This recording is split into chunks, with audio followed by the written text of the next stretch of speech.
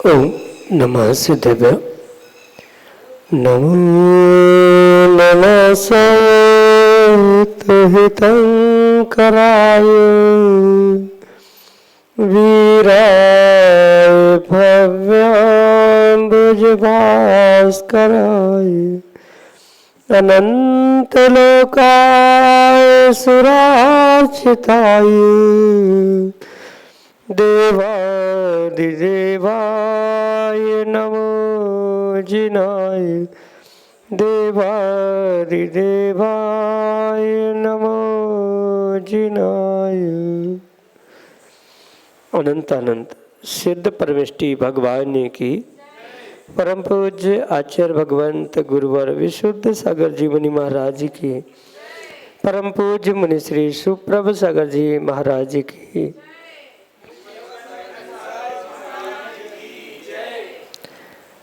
तीर्थंकरों की वह प्राणी मात्र के लिए हितकारी वाणी जो कि हम सभी निर्ग्रंथों के मुखारविंद से इस सम्यक समाधान के रूप में प्राप्त कर रहे हैं। जब तक मन में विकल्प है तब तक संसार है, और उस संसार से छूटने का जो पुरुषार्थ करता है उसके लिए मन की निर्विकल्पता अनिवार्य है। और उस मन की निर्विकल्पता को प्राप्त करने के लिए परम पूज्य आचार्य भगवंत गुरुवर विशुद्ध सागर जी महाराज के मंगल सभा से परम पूज्य मुनि श्री सुप्रभ सागर जी महाराज ने हमें वह अनूठी विधा प्रदान की सम्यक समाधान के रूप में। वही सम्यक समाधान हमारे लिए आत्मा के कल्याण का नियम से पद दिखलाने वाला हो। ऐसे वह आत्म कल्याण की अनूठी विधा प्रारंभ करते हैं।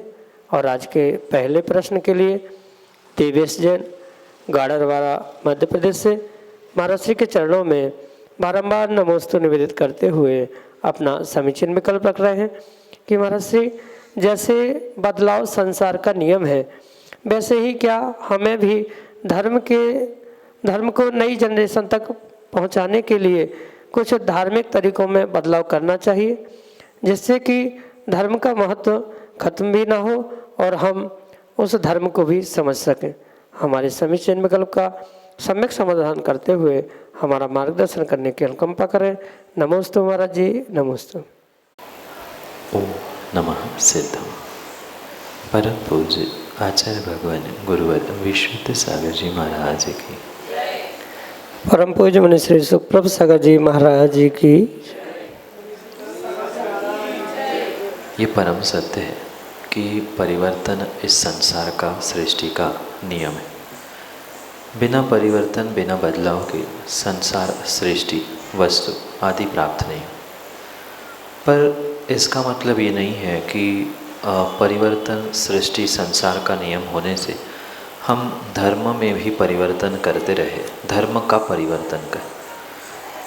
पर धर्म भले ही बदले ना बदले, पर अगर वास्तव में वर्तमान के परिप्रेक्ष्य में अगर धर्म की क्रियाओं के तरीके में अगर बदलाव नहीं किया जाएगा तो आने वाले समय में धर्मात्माओं की संख्या जितनी आज दिख रही है उससे भी बहुत नगण्य, बहुत कम होने की संभावना। क्योंकि जो रूढ़ियों को लेकर धर्म करते हैं, किसी प्रकार से अपने आप को ही धर्म के ठेकेदार मानकर जो धर्म की व्यवस्थाएं अनेक स्थानों में, अनेक मंदिरों में प्राप्त होती है, तो ये वास्तविकता में धर्म की क्रियाएं नहीं है, जिनको आज तक व्यक्ति ने, बुजुर्गों ने स्वयं में ही नहीं समझा। वे आने वाली जनरेशन को कैसे और किस प्रकार से पहुंचा सकते हैं, ये बहुत बड़ा प्रश्न चिन्ह हो सकता है। इसलिए वर्तमान के परिप्रेक्ष्य में मात्र युवा पीढ़ियों के लिए ही नहीं, आने वाली पीढ़ियों के लिए और वर्तमान में भी जो धर्म कर रहे हैं, धर्म की क्रियाओं में अपने आप को संलग्न कर रहे हैं, उन प्रत्येक जीवों के लिए उन नए तरीकों को समझने की आवश्यकता है। नए तरीकों का मतलब कोई नया आविष्कार, नए प्रकार से अरिहंत की पूजा, जैसे वर्तमान में मोबाइल आदि के माध्यम से ही भगवान का अभिषेक देखना, शांति धारा देखा जा रहा है, तो मोबाइल के माध्यम से ही कल पूजा होने लग जाए। ये आधुनिकता, ये बदलाव नहीं कह रहा, पर जो पुराने लोगों ने वही क्रियाओं को दोहराते हुए उसके पीछे का जो रहस्य ना समझने का प्रयास किया, उस कारण से जो एक रूढ़ी मात्र से चलने वाला धर्म है, पूजा पाठ रूप क्रिया है, दान देने की व्यवस्था है, स्वाध्याय आदि की क्रियाएं है, उन पीछे के रहस्यों को बहुत अच्छे तरीके से समझते हुए आने वाले पीढ़ी को, नए जनरेशन को समझाने की आवश्यकता है। ये भगवान का अभिषेक क्यों किया जाता है, अभिषेक करने पर उसे गंधोदक क्यों माना जाता है, अभिषेक करने के लिए सोले के धोती दुपट्टे ही क्यों पहनाए जाते हैं, शर्ट पैंट भी धोकर सोले में बनाई जा सकती थी।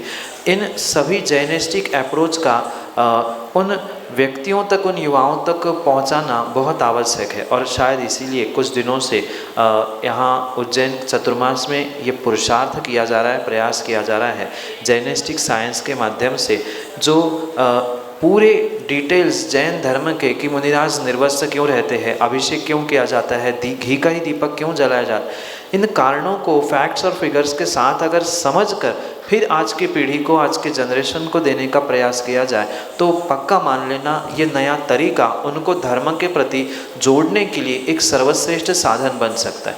इसलिए आप उस कक्षा के माध्यम से या प्रेजेंट में या मोबाइल आदि के माध्यम से भी ये समझने का प्रयास स्वयं करें और सब तक पहुंचाने का भी प्रयास करें कि किस प्रकार से ये अनेकानेक पहलू दृष्टियाँ हमारे आचार्यों ने दी है कि इन क्रियाओं के पीछे क्या कारण है कि हमें धर्म करना चाहिए, ये पुण्य पाप क्या होता है, कैसे प्राप्त होता है।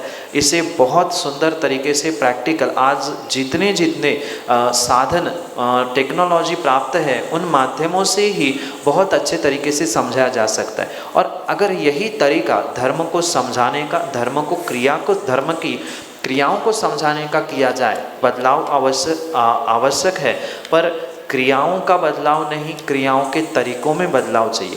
क्योंकि पूजा जब भी होगी तो जिस क्रम से जल, चंदन, अक्षत, इसी क्रम से द्रव्य चढ़ाया जाएगा, पर उसका करने का तरीका मात्र एक थाली से दूसरी थाली में जो हो रहा था, उसके पीछे का कारण समझकर अगर व्यक्ति करने लग जाएगा तो उसका तरीका अपने आप बदल जाएगा। तरीका मात्र बाहर का नहीं, अंदर के भावों का भी बदलेगा। और जैसे उसे विशुद्ध आनंद आने लग जाएगा, वो अपने आप धर्म के प्रति और भी जुड़ने का प्रयास करे। इसलिए वर्तमान में ये आवश्यक है कि प्रत्येक धर्मात्मा को जिसको समय मिले वह ऐसे इस जैनिस्टिक अप्रोच ऑफ साइंस, जो जैनिस्टिक से ही, जैन धर्म से ही साइंस बना है, विज्ञान बना है, उसके रहस्यों को स्वयं समझे और सभी को समझाने का प्रयास करे। ऐसे नई टेक्निक, नई तकनीक इनका प्रयोग करते हुए अगर उन्हीं क्रियाओं को, उन्हीं धर्म को, उसी में ही तरीकों का परिवर्तन हो, क्यों, कहाँ, कैसे, किस लिए आदि कारणों को समझकर करने का प्रयास करे, तो आज व्यक्ति, आज का युवा धर्म के प्रति और विशेष रूप से संलग्न हो सकता है। यही आपके लिए सम्यक समझ। मोहित जैन, इंदौर, मध्य प्रदेश से महाराज श्री के चरणों में बारम्बार नमोस्तु निवेदित करते हुए अपना प्रश्न कर रहे हैं कि महाराज जी, रास्ते की चली हुई वस्तु मुनियों को ग्रहण करने योग्य है या नहीं, चाहे वह सूखी हो या गीली। हमारे समीचीन विकल्प का सम्यक समाधान करने की अनुकंपा करें। नमोस्तु महाराज जी, नमोस्तु। मुनिराजों के आहार में वे कभी भी किसी भी प्रकार से चलित पदार्थ को ग्रहण नहीं करें। चलित के अनेक अर्थ है, जो अपने स्वाद से बदल चुका है, उस द्रव्य को भी चलित कहा जाता है। और एक स्थान पर बनाकर अन्यत्र कहीं ले गए हैं, फिर उसको दान में दिया गया है, तो वो भी चलित कहा जाता है। क्योंकि मुनिराजों को तो कई बार इसका बोध भी नहीं होता कि श्रावक कहाँ से क्या लेके आ रहा है, क्या चला रहा है, तो उनकी बात भिन्न है। अगर उनको पता चल गया तो वे लेते नहीं हैं, और ले लिया है तो उसका प्रायश्चित भी लेते। पर श्रावकों को ये विवेक रखने की आवश्यकता है कि ऐसे चलित पदार्थ यानी एक स्थान पर बनाया गया वह पदार्थ, सामग्री, भोजन अन्यत्र ले जाकर चलाना ये उचित नहीं है। गलती श्रावक करता है, प्रायश्चित साधु को भोगना पड़ता है, लेना पड़ता है।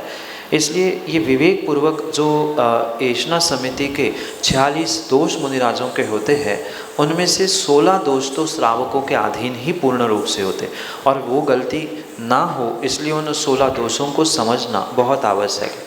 क्योंकि आपका प्रश्न मात्र एक विषय से संबंधित है, तो उसको लेकर ये समझा जा सकता है कि जो सूखी सामग्री है, उस सूखी सामग्री तो एक चौके से दूसरे चौके तक ले जाने में किसी भी प्रकार से कोई विकल्प नहीं है। सूखी से मतलब है जिसमें पानी नहीं डला है, पानी डालकर जो सामग्री बनती है, जिसे सामान्य रूप से खाद्य पदार्थों में स्वीकार किया जाता है, जैसे दाल, रोटी, सब्जी आदि जो सामग्री पानी से बनती है, पानी डलने से बनती है, उनका तो किसी भी प्रकार से स्थानांतरण करना उचित नहीं है। जब एक श्रावक जो व्रती प्रतिमाधारी भी नहीं है, वो भी ऐसे चलित सामग्री का, रोटी आदि का प्रयोग भोजन में नहीं करता, एक स्थान में बनाकर यात्रा में भी ले जाता है, तो दूध से या सूखी सामग्री का ही वो प्रयोग करता है, तो फिर मुनिराजों को चलाना ये कहाँ तक उचित है। कुछ सामग्री ऐसी होती है कि जो बिना पानी के भी बन सकती है। ऐसी सामग्री अगर बिना पानी के प्रयोग के बनाई जा रही है, भले ही वो सूखी नहीं भी हो, पर ऐसी सामग्री जो बनाने के बाद सूखी कहलाई जाती है, या ऐसी भी बहुत सारे क्षेत्रीय परंपरा से भिन्न भिन्न विषय सामने आते हैं कि ये इस प्रकार से बनती है, ये इस प्रकार से नहीं बनती। तो इन बातों को समझकर ही इस भोजन स्थानांतर का या आहार के विषय में इन सामग्री का स्थानांतर करना उचित है। इतना ही नहीं, आगम की अगर बात समझे तो नीचे वाले मंजिल से बना हुआ ऊपर वाले मंजिल पे ऊपर से नीचे रखना, एक कमरे से दूसरे तीसरे कमरे में रखना, ये भी जब उचित नहीं है, तो एक घर में बना हुआ दूसरे घर में ले जाना कहाँ तक उचित हो सकता है, ये प्रश्न चिन्ह सामने खड़ा है। ये श्रावकों का विवेक होना चाहिए। अपना दान तो वास्तव में स्वयं के द्रव्य से ही हुआ करता है, पर अपने दान से प्रयोजन वहाँ वो सूखी सामग्री होनी चाहिए। और माना कि गीली सामग्री भी, मतलब रोटी, दाल, सब्जी आदि भी सामग्री चलानी है, तो आगम में आचार्य भगवंतों ने कहा है कि पंक्तिबद्ध जो घर होते हैं, उन पंक्तिबद्ध घरों में अगर 7 घरों तक वह सामग्री ले जाए, वह कच्ची सामग्री भी, जैसे गीली आप कह रहे हैं, वह गीली सामग्री, कच्ची सामग्री भी आप 7 घर पंक्तिबद्ध घरों में ले जा रहे हैं तो दोष नहीं है। एक ही प्रीमाइसेस में ऊपर नीचे भिन्न विषय है, पर पंक्तिबद्ध के लिए छूट दी गई है। माना कि जैसे किसी क्षेत्र पर लगातार 7, 8, 10 कमरे बने हैं और वहाँ बीच में कोई गली नहीं है, दीवार से दीवार लगते हुए है, तो ऐसे पंक्तिबद्ध उसमें वह देने में, कच्ची सामग्री भी ले जाने में दोष नहीं है। पर रोड चली हुई, मतलब रास्ता क्रॉस भी किया है, तो वो उचित नहीं है, भले ही बिल्कुल सामने क्यों ना हो। तो ये दोषों का निवारण करना नहीं करना, उसके निमित्त से मुनिराजों को प्रायश्चित का भागी बनाना नहीं बनाना, ये श्रावकों का विवेक होना चाहिए। स्वयं का द्रव्य इस प्रकार से दे जिस प्रकार से उनको भी दोष ना हो और देने वालों को भी उसका पुण्य प्राप्त हो। इस प्रकार से विवेकपूर्वक इन क्रियाओं को करने की आवश्यकता है। सूखी सामग्री का तो कहीं से कहीं विकल्प ही नहीं है। गीली का भी पंक्तिबद्ध 7 घरों में दोष नहीं है। अन्यत्र भी गीली होने पर भी जिसे कच्चा नहीं कहा जाता है, क्योंकि गीली होना भिन्न है और कच्ची होना भिन्न है। कच्ची नहीं हो ऐसी सामग्री भी अगर गीले रूप में या उसमें स्निग्धता आदि मिल रही है, तो उसको ले जाने में, आहार में चलाने में किंचित भी दोष नहीं है। यही आपके लिए सम्यक समझ। श्रीमती मंजू जैन, उज्जैन, मध्य प्रदेश से अगले समीक्षण विकल्प के चरणों में अक्षय अनंतवान नमोस्तु नमोस्तु नमोस्तु। मुनिश्री, मेरा प्रश्न है कि राजा श्रेणिक का जीव जो अभी प्रथम नरक में है, छायक समित दृष्टि, तो वहाँ कैसे पूर्ण आश्रम हो सकता है? वहाँ तो हमेशा मारकाट बनी रहती है। थोड़ी जिज्ञासा का समाधान करिए। परस्परो तेरी दुखा संक्लिष्ट आदि सूत्रों के माध्यम से ये परम सत्य को समझना होगा कि नरकों में जो भी जीव पहुँचेगा वह एक दूसरे को दुख देना, मारकाट करना, संक्लिष्टता उत्पन्न करना आदि आदि कार्यों में ही जुटा हुआ करता। पर तीर्थंकर बनने वाले जीवों के विषय में कुछ विशेषता हमें समझने की आवश्यकता है। जबकि जो पूरा काल उनका जीवन भर का होता है, मतलब जितनी आयु लेकर वह नरक में पहुंचते हैं उतनी लगभग पूरी आयु उनको दुख में ही बितानी होगी, क्योंकि वहाँ का क्षेत्र का नियोग ही ऐसा है, क्षेत्र की प्रत्याशक्ति ही ऐसी है कि वहाँ पहुंचकर जीवों को उन दुखों को भोगना आवश्यक नहीं अपितु अनिवार्य ही हुआ करता है। वो कितना ही पुरुषार्थ करे, कितने ही बनने वाले तीर्थंकर हो, भगवान हो, कुछ भी हो, पर उनको सामान्य रूप से प्राथमिक अवस्था में तो दुख भोगना, परस्पर में लड़ना लड़ाना, ऐसा ही पुरुषार्थ करना ही होगा, क्योंकि वहाँ वो नहीं करेंगे तो कोई ना कोई उनके शत्रु वहाँ आकर उनको निमित्त बनेंगे कुअवधि प्रज्वलित करने के लिए, यानी कुअवधि को जगाने के लिए निमित्त बने। कुअवधि जैसे ही वहाँ पर उद्घाटित होगी पुनः वे विपरीतता में चले जाएंगे। इसलिए ये अवश्य समझे कि जब तक उनकी आयु है तब तक तो वो पूर्ण रूप से लगभग उन दुखों को भोगेंगे, पर तीर्थंकर आदि जो विशेष जीव नरकों से निकलकर उन विशेष पदों को प्राप्त करने वाले होते हैं, उनके लिए जो विशेष व्यवस्था नरकों में अंतिम 6 महीनों में हुआ करती है, उसकी कालावधि के निमित्त से ये समझना होगा, क्योंकि वहाँ एक 6 महीने पहले से सुरक्षा कोड बनने लग जाता है। उसको भान हो जाता है कि मैं अब कुछ विशेष अवस्था पदों को प्राप्त करने वाला हूँ। तो जैसे ही उसे बोध होता है 6 महीने पहले उसकी सुरक्षा आदि होने लगती है, फिर उसका वह विशेष पुण्याश्रव वहाँ प्रारंभ होता है। उसके पहले तो दुख होना, कष्ट देना, ये सामान्य सी ही बात वहाँ होने से वहाँ कोई विशेष पुण्याश्रव नहीं होता। और पुण्याश्रव के लिए आवश्यक भी नहीं है कि भगवान की भक्ति स्तुति पाठ आदि करें। जैसे भोग भूमि के जीव होते हुए कोई तपस्या, कोई साधना, कोई धर्म नहीं करते, मात्र कषाय का उपशमन ही उनके लिए पुण्य बंध के लिए निमित्त बनता है। बिल्कुल ऐसे ही 6 महीने जब अंतिम समय उनका नरक आयु का शेष बचता है, जहाँ ऊपर तीर्थंकर अगर है तो गर्भ कल्याणक या उसके पूर्व की 6 महीने पहले से रत्नवृषा आदि जैसे ये नियोग बनने लग जाते हैं, वहाँ उनका वह विशेष पुरुषार्थ सुरक्षा के निमित्त से प्रारंभ होता है। और जैसे ही वह लड़ाई झगड़े का मारा काटी कम हो जाती है, सुरक्षा उनकी जीव की होने लगती है, उसे ज्ञान से, अवधि ज्ञान से पता चलता है और अपने आप उसकी कषायों की मंदता प्रारंभ होती है। और जहाँ कषायों में मंदता हुई वही बहुत बड़ा पुण्याश्रव वो प्रारंभ करता है, उसके पहले नहीं। यही आपके लिए सम्यक समझ। तिथि जैन, ऋषिनगर, उज्जैन, मध्य प्रदेश से अगले समीचीन में महाराज जी, हम मंदिर में आकर जल्दी से दर्शन करके खेलने लगते हैं तो क्या हमें पाप लगता है? मंदिर एक धार्मिक स्थान है जहाँ धर्म की क्रिया करना, जैसे नमोकार पढ़ना, भगवान के दर्शन करना, पूजा स्वाध्याय आदि करना, ये श्रेष्ठ काम करना, कार्य करना ही वहाँ आवश्यक होता है। पर आप अपनी अवस्था के निमित्त से, यानी बाल्यावस्था के कारण से कुछ एकत्रित होकर मंदिर परिसर में अगर खेल कूद कर रहे हैं तो उसमें दोष नहीं है। पर मंदिर में जहाँ भगवान हैं, जहाँ गुरुजी होते हैं, जिनवाणी का स्वाध्याय चल रहा है, कोई पूजा पाठ कर रहा है, वहाँ अगर खेल खेलोगे तो वहाँ तो आपको पाप लगेगा, वो अच्छी बात नहीं है।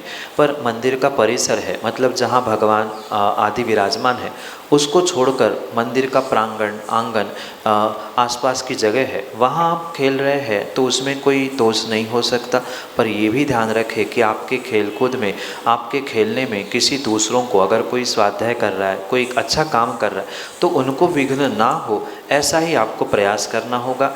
पर मंदिर के बाहर की एक क्षेत्र में जहाँ आंगन प्रांगण या और भी व्यवस्था क्षेत्र खुला पड़ा है, वहाँ आप खेल कूद करें, कोई दोष नहीं। पर जल्दी जल्दी दर्शन करने की जगह थोड़ा सा 1 बार 9 बार नमोकार मंत्र पढ़ते हुए, या मंदिर में आए हैं तो कम से कम ये भी तो बेटा पता चलना चाहिए कि हम मंदिर में आए हैं, 2 मिनट भगवान के पास बैठे, एक आध स्तुति पढ़े, एक आध बार नमोकार पढ़ ले, 9 बार पढ़ ले, और फिर बाहर मंदिर के खेलने के लिए प्रांगण में जाए तो कोई दोष नहीं। पर मंदिर में आए हैं तो मंदिर में पहले धार्मिक धार्मिक क्रियाओं को करे, पाठशाला आदि पढ़े या कुछ पढ़े, भगवान का नमस्कार करे, फिर जाकर व्यवस्थित हम अपना कार्य करें तो दोष नहीं है। यही आपके लिए सम्यक समझ।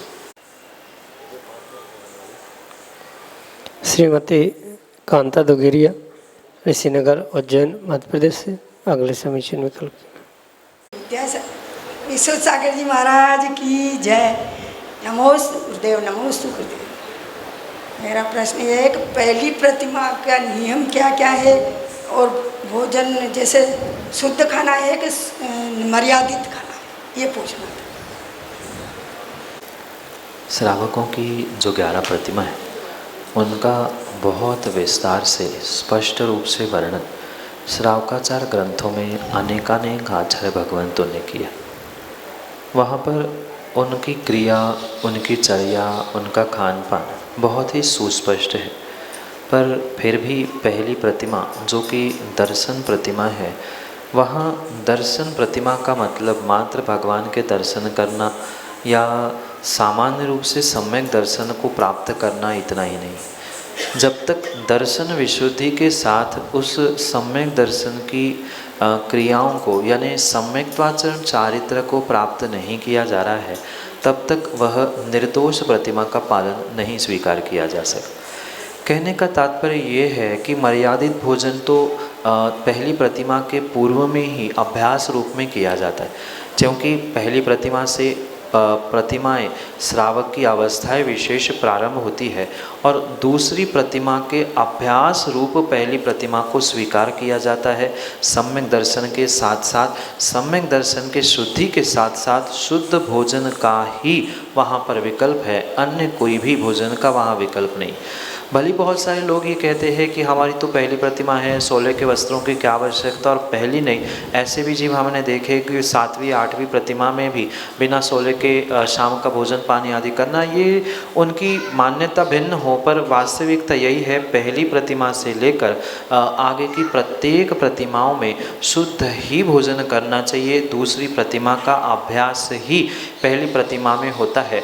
जितना कठोरता से दूसरी प्रतिमा में नियमों का पालन अनिवार्य हुआ करता है, मतलब 2 समय की सामाई, 2 समय का प्रतिक्रमण, उनमें कुछ ढीलापन यानी 1 समय की सामायिक, 1 समय का प्रतिक्रमण आदि रूप तो छूट है, पर भोजन तो शुद्ध ही हुआ करता है।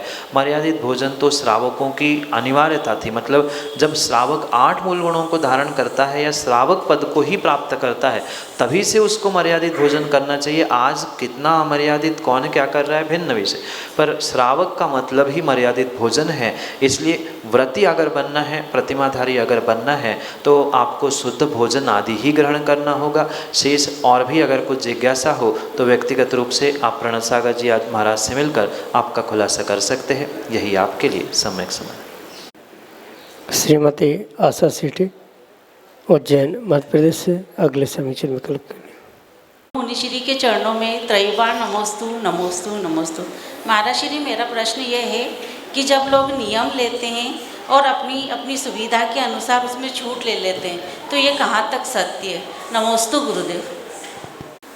माँ, नियम लेना ये बहुत बहुत ही अच्छी बात है, पर नियमों में छूट लेना ये किसी प्रकार से उचित बात नहीं है। लेना ही नियम था तो सोच समझकर बहुत अच्छे प्रकार से नियम लेना चाहिए, और नियम लेने से पहले पूर्व रूप से अभ्यास करें और फिर उन नियमों का पालन करें, तो वह विशेष पुण्यदायक हुआ करता है। क्योंकि नियम लेना मात्र व्यक्तिगत रूप से आगम में स्वीकार नहीं है, मतलब अपने मन से भगवान के सामने जाकर नियम ले लेना, जो चाहे छूट लेना, ये आगम की व्यवस्था नहीं है। नियम तो कायदे से गुरु के साक्षी पूर्वक ही, गुरु के आज्ञा, गुरु के आशीर्वाद से ही लिया जाता है। मन से कोई भी नियम, मन से कोई भी प्रायश्चित नहीं हुआ करता। इसलिए हमें अगर माना कि नियमों में कुछ शिथिलता भी चाहिए, तो गुरु की आज्ञा के अनुसार अगर छूट ली है तो उसमें दोष नहीं है। पर हम ही भगवान के सामने गए कि हम ऐसा ऐसा करेंगे और हमारी बाहर की छूट है, ऐसा छूट है, तो उचित नहीं है। एक सत्य बात बताऊं कि पिछी परिवर्तन जब होता है तो नियमों के फॉर्म भरे जाते। तो एक बार मजाक की बात है कि एक 75 साल के दादाजी ने फॉर्म भरा नियम था कि ब्रह्मचर्य व्रत ग्रहण करेंगे, उन्होंने नियम लिया और आखिरी में जो कॉलम था उसमें लिखा बाहर की छूट। अब इतनी नियमों में बाहर की छूट रखने की आदत है कि हम किस में छूट रख रहे हैं, क्या लिख रहे हैं, उसका भी उनको भान नहीं रहा। तो ये विवेकपूर्वक कार्य करने की आवश्यकता है। पर इसका दूसरा पहलू भी माँ मैं ये समझाना चाहता हूँ कि माना कि कोई युवा है, उसको ऑफिस से आने में 7 बज रहे हैं और उसको रात्रि भोजन नहीं करना, तो क्या रात्रि भोजन छोड़ दे, बिल्कुल वो भोजन ना करे? तो ये भी उचित नहीं। उसकी युवा अवस्था है, वह एक ही टाइम भोजन करेगा तो आगे घर परिवार और धर्म को कैसे चलाएगा? ठीक है, उसने 8 बजे तक की छूट रखी है, वो भी श्रेष्ठ है। ये दूसरा पहलू भी आपको समझने की आवश्यकता है। हाँ, अगर हमें नियम लेना है तो हम बिना छूट के लिए, पर दूसरा अगर छूट ले रहा है तो हमें उसमें भी सकारात्मक सोच रखनी होगी कि कुछ नहीं तो सही, कुछ तो सही, इतना तो कर रहा है, कम से कम बिल्कुल ना करने से अच्छा है, 12-2 बजे तक खाने से अच्छा है कि भैया 8 बजे तक छूट रखी है, कम से कम कुछ भी नहीं कर रहा है तो बाहर की छूट रखी है, घर में तो नहीं कर रहा है, आदि आदि अच्छी सोच रखते हुए भी उन व्यक्तियों के बारे में भी सोचना होगा कि चलो उनकी भी पीठ थपथपानी होगी कि चलो भैया हम कुछ उस अवस्था में हमने तो कुछ नहीं किया था, तो कम से कम करने का पुरुषार्थ कर रहा है, विचार कर रहा है, कुछ नहीं सो कुछ ही सही, ये भी कहते हुए उनकी भी पीठ थपथपाए, हम भी सम्यक दृष्टि बनते हुए।